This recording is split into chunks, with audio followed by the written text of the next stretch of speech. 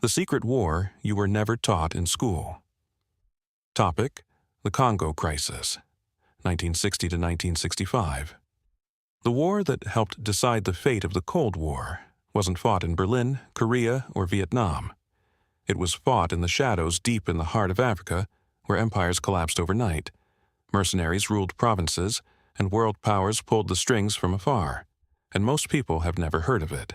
In 1960, the Belgian Congo became independent almost overnight. For decades, Belgium had ruled the region as a colony, extracting rubber, minerals, and wealth, while investing almost nothing in governance or stability.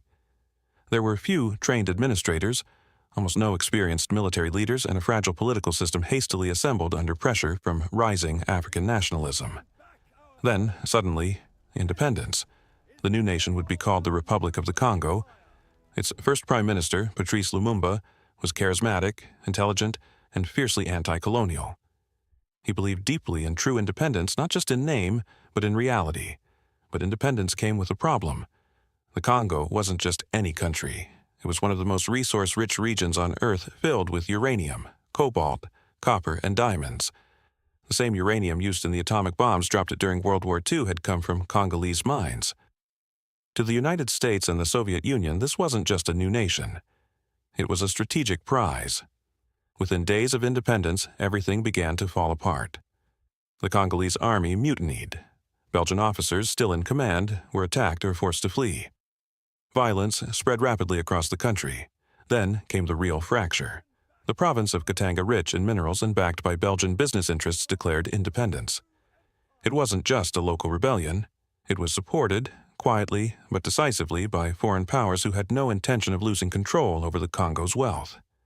The country was splitting apart. And in the chaos, Prime Minister Lumumba made a decision that would seal his fate.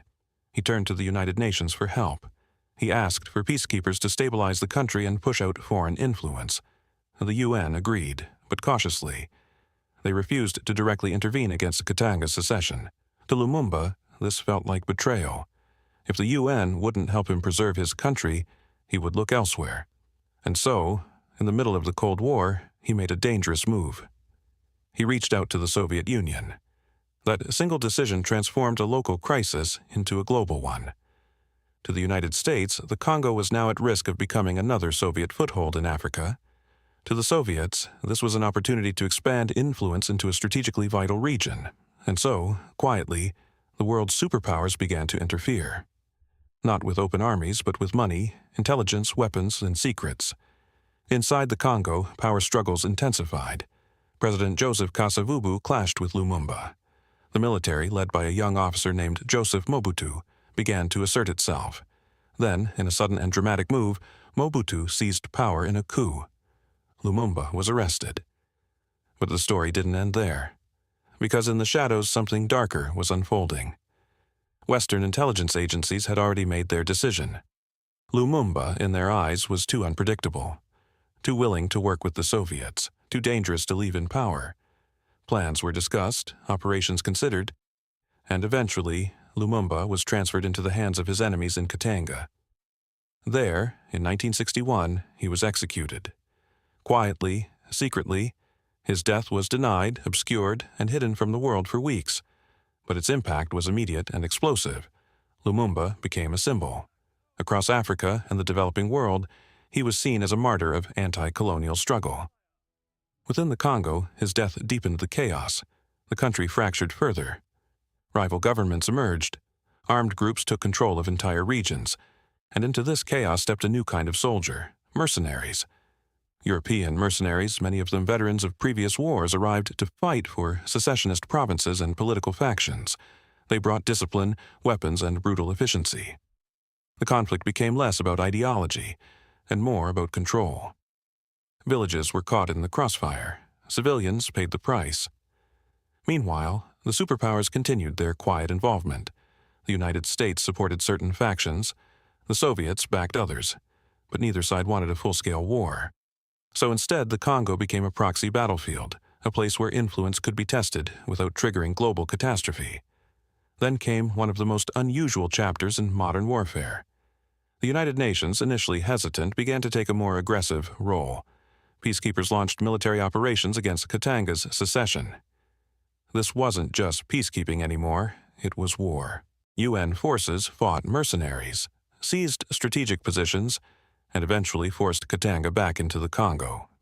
But victory didn't bring peace, because the deeper problem remained.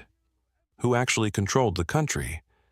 By the mid-1960s, the Congo had been through years of instability. Multiple governments had risen and fallen. Rebel groups still operated in remote regions, and the population was exhausted. Then, once again, Joseph Mobutu made his move. In 1965, he launched a second coup. This time, he took full control. Mobutu promised stability. He presented himself as the man who could unify the country, end the chaos, and restore order. And for many, after years of war, that was enough. But stability came at a cost.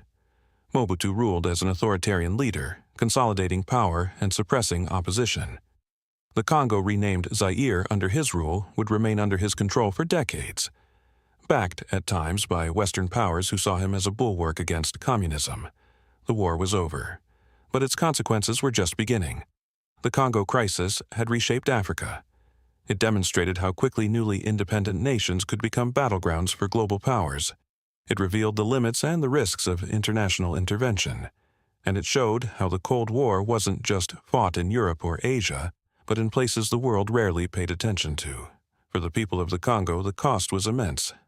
Hundreds of thousands were affected by violence, displacement, and instability.